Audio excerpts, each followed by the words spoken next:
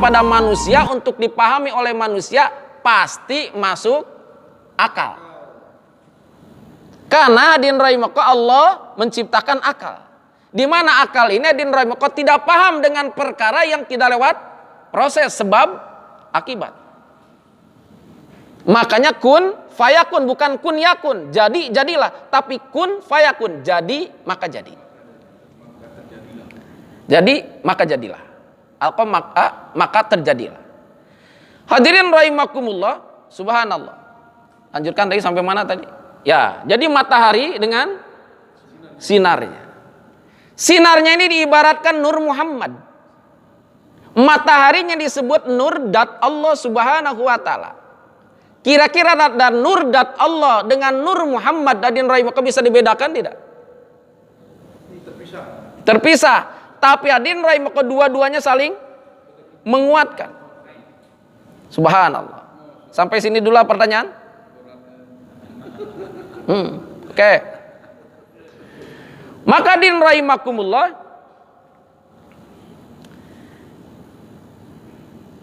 di dalam surat Yunus ayat 108, A'udzubillahi minasyaitonirrajim, bismillahirrahmanirrahim. Ya ayuhan nas, qad ja'akumul haqqu mir rabbikum. Ini bayangkan, Allah sudah menyebut kepada Rasulullah ini nur. Sekarang lagi menyebut hak. Al-haq ini nama lain daripada Allah. Sehingga pada saat hadirin rahimakumullah Al-Halaj ditanya, ya Syekh, di dalam jubahmu itu ada siapa? Ana al-haq. Ini terlalu maju. Karena kedekatan dia kepada Allah tidak bisa diterjemahkan dengan bahasa makhluk. Ayatnya ini, ya ayuhan nas, hai manusia. Firman Allah yang harus dikatakan oleh Rasulullah SAW. Ya ayuhan nas, hai manusia, qad sungguh ja'akum telah datang kepadamu al-haq dari Tuhanmu. Siapa al-haq? Baginda Nabiullah Muhammad SAW. Maka tadi kembali, tajallinya dat wajibul wujudnya Allah Subhanahu wa taala di alam jaitul bukti. Tadi alif ha waw. Kemudian hadirin rahimakumullah segenggam nurnya dikeluarkan oleh Allah, direndam di lautan ilmu Allah, kemudian menjadi Nur Muhammad. Barulah kemudian Allah menyebut nama Nurdatnya dengan Allah, untuk membedakan dialog antara kholik dengan makhluk. Karena ini sudah turun, ininya apa namanya? Sudah turun kedudukannya. Yang tadi di alam ahadiyah, sekarang turun kepada wahdah. Alamnya din rahimakumullah, kalau ahadiyah tadi adalah zat Allah. Kalau hadirin rahimakumullah wahdah, ini sudah asma dan sifat Allah wahdah. Kemudian nanti turun kepada wahidiyah. Ini wahidiyah ini sudah mulai hadirin rahimakumullah sifat maaf. Ahadiyah ini adalah derajat daripada zat Allah. Kemudian wahdah ini hadirin rahimakumullah nur Allah. Ya, tadi zat Allah turun menjadi nur Allah. Lalu kemudian kepada wahidiyah ini adalah asma wa sifat. Sudah berbicara asma wa sifat. 99 asmaul husna dengan 20 sifat Allah.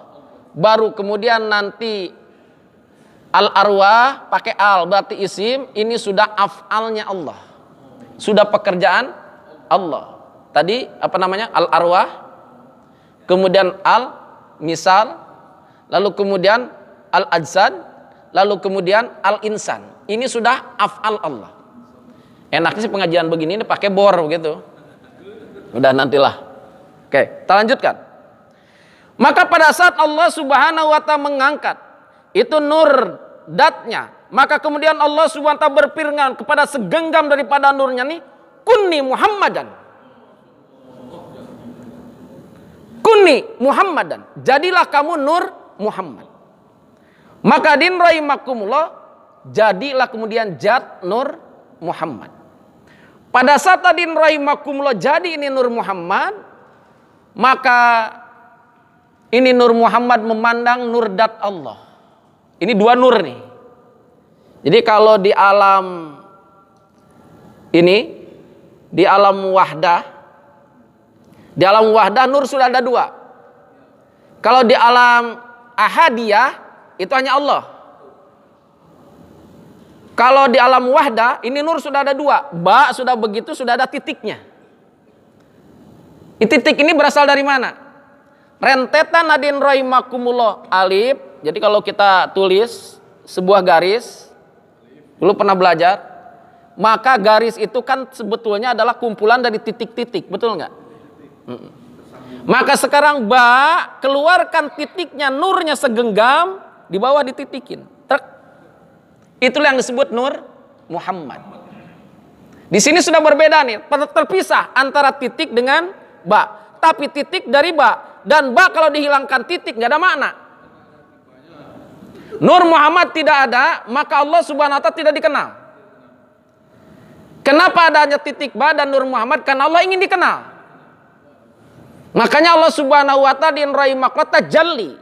Dari tadi sendiri tajalli. Dari tadi alif ha wawu menjadi Allah. Lamnya pun double. Mana kalimat Allah? Nggak ada. Oh ada. Oke. Lanjutkan. Maka pada saat berhadapan di Nur Muhammad dengan nur dat Allah, maka Nur Muhammad sallallahu alaihi wasallam kagum terhadap nur dat Allah. Maka pertama kali terucap dari Nur Muhammad, Allahumma. Makanya kita suka berdoa Allahumma. Ini kalimat pertama kali yang keluar daripada makhluk. Sebelum seluruh makhluk ada. Baru ada dua. Nur dat Allah dengan Nur Muhammad. Di alam hadirin rahimakumullah tadi apa? Wahdah. Di alam hadirin rahimakumullah nurnya Allah. Belum menjadi makhluk nih. Maka seketika pada saat dua nur ini, maka terjadilah adanya zaman dengan waktu. Sudah ada ba dengan titik. Maka kemudian hadirin rahimakumullah, yang keluar Allahumma. Kemudian Nur Muhammad bertanya, man khaliq wa man makhluk. Dalam kitab lain dikatakan man rabb wa man hamba. Siapa khaliq, siapa makhluk, siapa pencipta, siapa hamba. Ini Nur bertanya demikian. Beda dengan pada saat Allah menciptakan akal dengan hawa nafsu. Ini pun nanti dari Nur Muhammad sebetulnya. Hanya ditanya oleh Allah. Ini akal nunggu ditanya oleh Allah.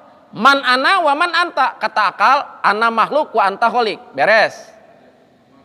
Pada saat hawa nafsu ditanya, man ana wa man anta. Ini hawa nafsu berlagak pelon. Man ana wa man anta kata Allah. 3 kali, man ana wa man anta.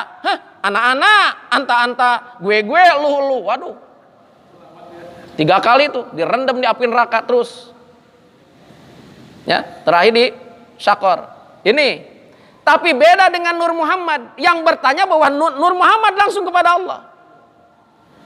Karena langsung pada waktu sadar lihat Allahumma.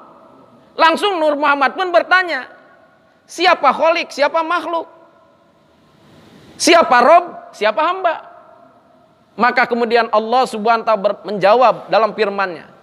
Kata Allah, panjang ini bahasa Arabnya, saya simpulkan aja. Dimanapun aku sembunyi, maka kau tak akan dapat menemukan aku tanpa petunjukku. Dan dimanapun kau sembunyi, aku akan tetap menemukanmu karena kau dari aku. Jawaban Allah, pada saat ditanya, siapa Rob, siapa hamba, siapa makhluk, siapa khaliq? Maka kata Allah, kalau saja aku bersembunyi, maka kamu tidak akan temukan aku tanpa petunjuk aku. Tapi kalau kamu sembunyi dimanapun, aku akan temukan kamu karena kamu dari aku. Allah. La ilaha illallah. Oke, mulai seru nih, mulai seru. Oke. Tapi habis waktu, tenang aja, jam 9, 3 jam lagi. Ya. Kemudian hadirin rahimakumullah, Kemudian Allah Subhanahu wa taala berfirman, Nur Muhammad menjawab dulu. Nur Muhammad ini menjawab, oh berarti kalau begitu engkau khalik, wa ana makhluk, engkau Rob, aku adalah hamba. Subhanallah. Seketika pada saat itu hadirin rahimakumullah, ini Nur Muhammad sujud kepada Allah 5 kali. Sujud. Jadi kenapa waktu Isra wal Mi'raj hadirin rahimakumullah, Allah kabulkan usulan daripada Nabi Musa kepada siapa? Nabiullah Muhammad SAW, karena Allah sudah paham kemampuan Nur Muhammad itu sujud hanya 5 kali. Kenapa Nur Muhammad tidak sujud lebih daripada itu? Kok 5 kali saja sujudnya?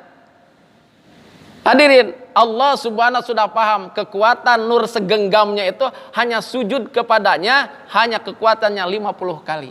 Maaf, 5 kali. Berarti sholat 5 waktu. La ilaha illallah.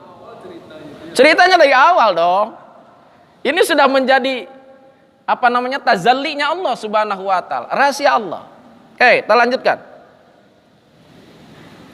Maka hadirin rahimakumullah, Allah berfirman, setelah Rasulullah SAW sadar siapa makhluk, siapa khalik, siapa Rob, siapa hamba, maka kata Allah Subhanahu wa taala, saya terjemahkan dulu karena panjang. Aku ada karena engkau. Aku ada karena engkau ada. Dan engkau ada karena aku ada. Zahiru Rabbi wal batinu abdi. Zahiru Rabbi. Sekarang Rabb ini berdohir, sementara kamu menjadi batin. Dasarnya. Yang telah zahir sekarang ini adalah aku, Allah Tuhanmu, dan yang masih batin adalah hamba Muhammad. Oke, kita kembali. Ini kata-kata Allah di alam wahdah. Kata Allah, aku tidak dikenal. Berarti waktu itu batin. Sekarang Allah tajalli menjadi Nur Muhammad. Berarti Allah menjadi dohir. Sementara Muhammad masih jadi nur. Belum jadi Muhammadur Rasulullah bin Abdullah. Berarti masih batin, tidak dohir. Maka kata Allah, aku sekarang sudah dohir, tapi kamu masih batin. Subhanallah. Ajib. Maka apa yang terjadi hadirin rahimakumullah? Kemudian Nur Muhammad pun bersabda, Ilallahu, Allahu waruhum, hanya Allah, Allah yang maha penyayang. Itulah hadirin rahimakumullah kalimat batin pertama dari Nur Muhammad. Apa katanya? Ilallahu, Allahu waruhum. Ini hati-hati Pak. Jadi kalau belum punya ilmunya walaupun ustadz, jangan coba-coba mengomentari para ulama-ulama mursyid torekoh. Karena mereka sudah ilmunya ilmu ma'rifah, ilmu hakikatul ihsan, sudah ilmu ruh. Saya sedih, ada 2 orang ustadz yang saya tidak akan sebut namanya, yang itu sudah besar sekarang ini. Pada saat ditanya, diperlihatkan dalam video, saya lihat di YouTube-nya itu, di YouTube-nya diperlihatkan ada din rahimakumullah ulama Samaniyah dan Tijaniyah yang kemudian hadirin rahimakumullah berzikir hu.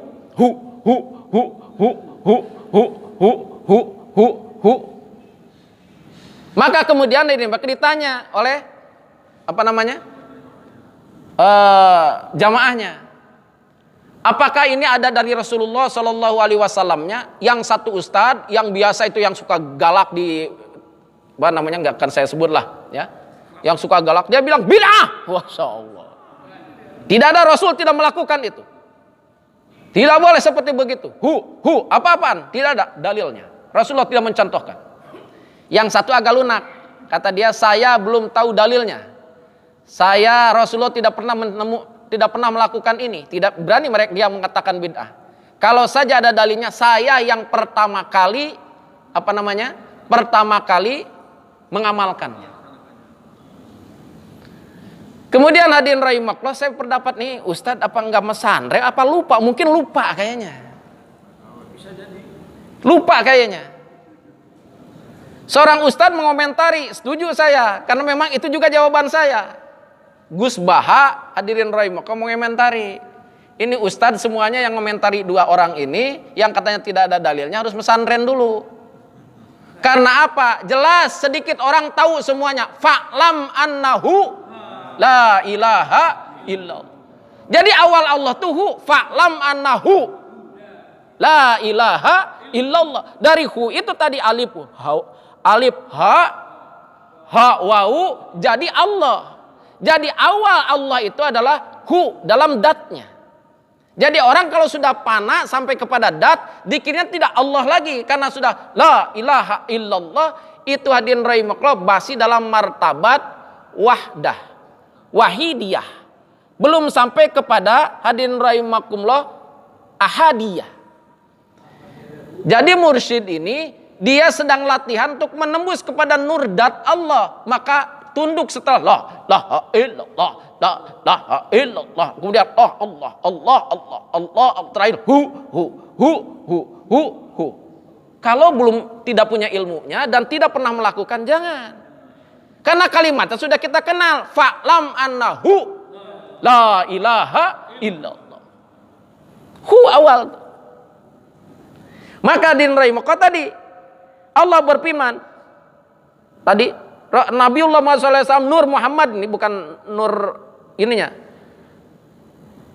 Hudatullah asyhadu maaf. Nih, Nur Muhammad bersabda, illallahu Allahu waruhum. Hanya Allah, dialah Allah yang penyayang. Hu ini domir. Artinya domir kata ganti menunjukkan kepada Allah. Hu. Nih. Jadi hati-hati memang kata saya Ahmad Athaillah. Hati-hati kalau belum sampai tingkat mursyid, jangan coba-coba ingin terkenal. Karena pada saat bial nanti kalau sudah mursyid itu yang mengenalkan Allah kepada hati-hati manusia.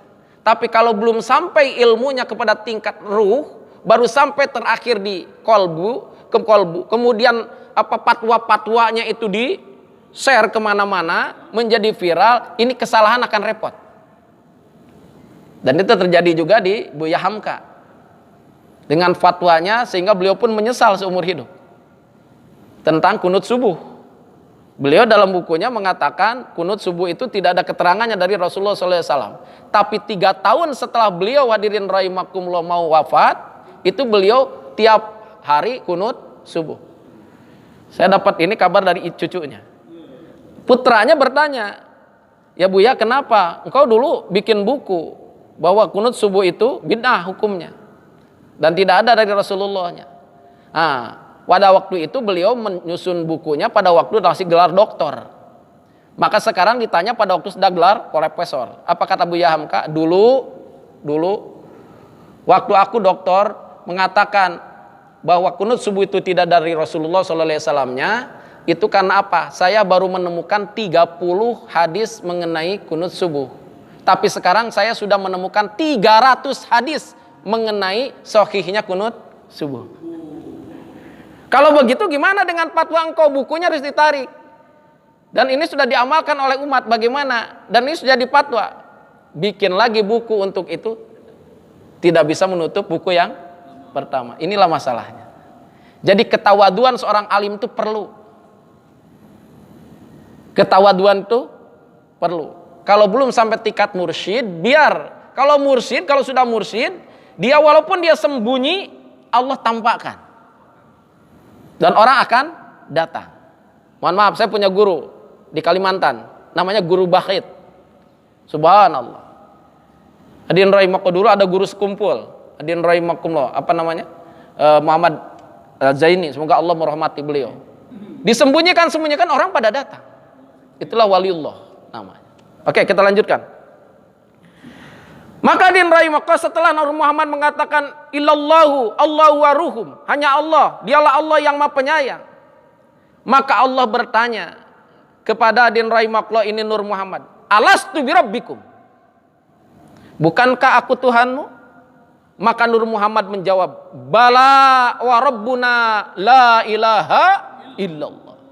Dalam ayat, kemudian diabadikan oleh Allah dalam ayat alastu birabbikum. Qalu bala syahidna. Kalau ini pertanyaan kepada seluruh ruh. Alastu birabbikum, apakah benar aku ini Rabbmu yang menciptakanmu? Karena seluruh ruh, bala syahidna. Kalau kepada Nur Muhammad, alastu birabbikum, jawabannya bala wa rabbuna la ilaha illallah. Huzzatullahu asyhadu an la ilaha illallah. Nah, pada saat itu kemudian Rasulullah sallallahu alaihi wasallam syahadat. Nur Muhammad ini sudah syahadat. Sehingga ada orang, karena nur orang mukmin itu, ruh orang mukmin itu dari pancaran nur ruhnya Muhammad, nur Muhammad dari nur Muhammad, sehingga syahadat kita tidak perlu diucapkan lagi karena sudah disahadatkan langsung dengan pada waktu kita di alam nur. Ini syahadatnya. Huzzatullah asyhadu an la ilaha illallah. Dialah zat Allah, aku bersaksi bahwa tiada Tuhan yang maujud melainkan hanya Allah Subhanahu wa ta'ala. Kemudian Allah Subhanahu wa ta'ala menimpalinya berfirman, wa asyhadu anna Muhammadar Rasulullah, dan aku bersaksi bahwa engkau ya Muhammad, ya Nur Muhammad adalah Rasul Allah. Jadi Nabiullah Muhammad diangkat Rasulnya pada saat masih menjadi nur datnya, Rasulnya, nur jatnya, ya, kalau kepada Nur Muhammad jat, kepada Allah dat, hati-hati ya. Oke, sampai sini ada pertanyaan? Lanjutkan dulu sebentar. Maka hadirin rahimakumullah, kemudian Nur Muhammad ini Allah simpan, maka jadilah yang disebut dengan syajaratul yakin. Syajaratul yakin ini kemudian menjadi 4 cabang. Ini ingat nur, bukan pohon yang seperti ini, bukan. Pohon nur disebut pohon syajaratul yakin. Kenapa disebut pohon? Karena dia berkembang. Disimpan hadirin rahimakumullah di rahman rahimnya Allah Subhanahu wa ta'ala. Bentuknya jangan dipikirkan, karena tafakkaru fi khalqillah wala tafakkaru fi datillah. Ya, jadi dari alam wahidiyah, dari derajat ahadiyah kita ke sana tidak boleh memikirkannya. Tadi tempatnya disimpannya Nur Muhammad ini, itu tadi hadirin rahimakumullah sudah di martabat ahadiyah. Jadi tidak kita pikirkan di mana tuh disimpannya. Pokoknya disimpan saja oleh Allah. Di rahman rahimnya Allah. Berkembanglah menjadi 4 cabang. Cabang pertama hadirin rahimakumullah menjadi Nur Ruh Muhammad. Cabang pertama kemudian hadirin rahimakumullah terciptalah di situ kolam. Cabang yang ketiganya jadilah Lauhil Mahfud. Cabang yang keempatnya jadilah arasnya Allah Subhanahu wa ta'ala. 4. Maka ruh Nur Muhammad disimpan oleh Allah Subhanahu wa ta'ala di sebuah tempat yang seperti mutiara. Lalu kemudian hadirin rahimakumullah, sebagian hadirin kitab menerangkan, maka mutiara Nur Muhammad itu berubah-ubah bentuknya. Seindah-indahnya daripada makhluk yang ada, semua jenis makhluk yang indah di dunia, kadang-kadang wajah itu berubah-ubah. Nur Muhammad ini berubah. Dan sering menampakkan seperti hadirin rahimakumullah indahnya burung merak. Burung merak. La ilaha illallah. Oke, 1 nih. Nah, sekarang hadirin rahimakumullah ke kolam. Kolam ini sudah tercipta dari Nur Muhammad. Tadi cabang ke-2. Kemudian yang ketiganya adalah Lauhil Mahfud. Lauhil Mahfud ini kertasnya yang terbuat seperti hadirin rahimakumullah dari perak. Maka kemudian hadirin rahimakumullah kalam bertanya kepada Allah kolam. Ya Allah, engkau telah ciptakan aku dari Nur Muhammad. Apa tugas aku? Maka kata Allah, tugas kamu tulis kehendak aku, pertama kali tulis la ilaha illallah Muhammadur Rasulullah. Maka kemudian di kolam terus nulis terjemahannya dari itu. Apalagi ya Allah yang aku harus tulis kehendak aku atas neraka dan surga, antara dosa dan pahala. Maka ini kolam menulis, kaum Nabi Adam apabila taat takwa kepada Allah dan Rasulnya, dia akan masuk surga. Dan apabila dia tidak taat kepada Allah dan Rasulnya, dia akan titik begitu. Ya, nerakanya di titik-titik. Hadirin. Lalu kemudian begitu pun yang kedua. Kaum Nabi Sis, apabila taat kepada Allah dan Rasulnya, maka dia dijamin masuk surga. Tapi kalau dia tidak taat kepada Allah dan Rasulnya, dia akan dimasukkan titik. Begitupun kaum Nabi Idris, begitupun kaum Nabi Nuh, begitupun kaum Nabi Ibrahim ditulis, Nabi Musa, Nabi Isa. Pada saat sampai Nabi Isa, kemudian Allah membentak itu kolam. Kolam! Kamu harus punya adab. Seketika dengan bentakan Allah, kolam ini kemudian pecah jadi dua. Makanya lihat Pak, saya dulu bingung waktu di pesantren, waktu ngelogat nih bingung kok kolam nih ada dua begitu. Bukan, di bawah itu Bapak dulu pernah punya pulpen yang suka disedot pakai pangsi? Pena? Nah itu kan ada dua ya, belah ya. Ya cup, kan itu ada dua tuh belahannya. Seperti itulah kolam. Itu dari awal pecah. Maka kemudian lanjutkan tulisanmu. Kemudian dia sujud di kolam, ya Allah apa yang harus aku tulis dengan titik-titik ini? Tulis Bismillahirrahmanirrahim. Maka ini kolam menulis adin Bismillahirrahmanirrahim selama 700.000 tahun. Iya. Karena beratnya menulis Bismillahirrahmanirrahim. Maka dalam hadis dikatakan, barang siapa orang yang mengucapkan kalimat Bismillahirrahmanirrahim dan dia lakukan dengan ikhlas sampai tingkat orang itu adin dalam tafsir hadis dikatakan sampai dia memiliki sifat insan kamil, maka nilai pahalanya sama dengan ibadah 700.000 tahun. Malam Lailatul Qadar kalah. Bismillahirrahmanirrahim. Maka wajar kalau para wali dengan Bismillahirrahmanirrahim aja bisa terbang. Ya, betul, iya. Hadirin rahimakumullah, Nabi Nuh untuk menjalankan daripada hadirin rahimakumullah bahteranya saja itu kan tidak ada mesin, tidak ada dayungnya. Apa? Bismillahi majreha jalan wa mursaha berhenti. Bismillahi majreha jalan wa mursaha berhenti. Kalau maju Bismillahi majreha atau majroha. Bismillahi majreha, sekarang banyak yang nyebut majroha. Majreha harus diimalahkan itu. Bismillahi majreha, maju. Berhenti, wa mursaha, berhenti. Subhanallah. Ini tulis. Maka hadirin rahimakumullah, ditulislah kemudian terjemahannya.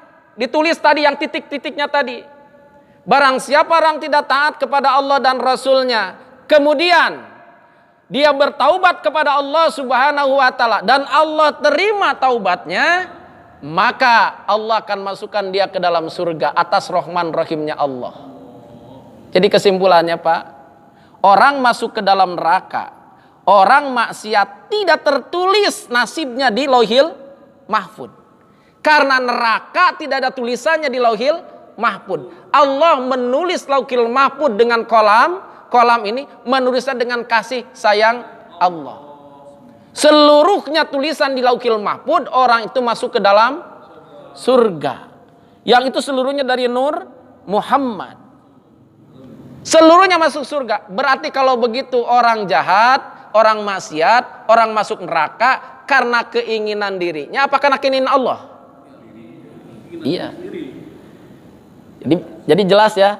Kalau ada orang nanya, Pak saya sekarang jahat nih, saya ini orang pemabuk, ini kan takdir Allah. Salah. Kamu ada. Iya. Ini karena kamu, karena Allah tidak menulis begitu di Lauhil Mahfud. Tidak ada catatan satu orang pun masuk ke dalam neraka di dalam Lauhil Mahfud. Allah hanya beri konsep. Kalau dia berdosa, lalu dia taubat kepada Allah Subhanahu wa ta'ala, Allah janjikan, Allah ampuni taubat. Allah ampuni dosanya, diterima taubatnya, dan Allah masukkan ke dalam surga atas rahman rahimnya. La ilaha illallah. Jadi yang jahat siapa? Kita sendiri. Yang masuk neraka kehendak siapa? Hadis mengatakan kullu ummatin yadkhulunal jannah. Seluruh umat kata Rasulullah masuk surga. Illa kecuali man aba. Ada yang tidak mau. Sahabat bertanya, kaget. Waman yaba ya Rasulullah. Siapa yang tidak mau masuk surga? Waman atau ani dakhalal jannah, waman asoani faqad aba. Yang taat kepada Allah dan Rasulnya dia masuk surga, yang menolaknya dia berarti enggan masuk surga. Jadi kira-kira hadirin rahimakumullah, kalau surga takdir, tapi kalau masuk neraka pilihan.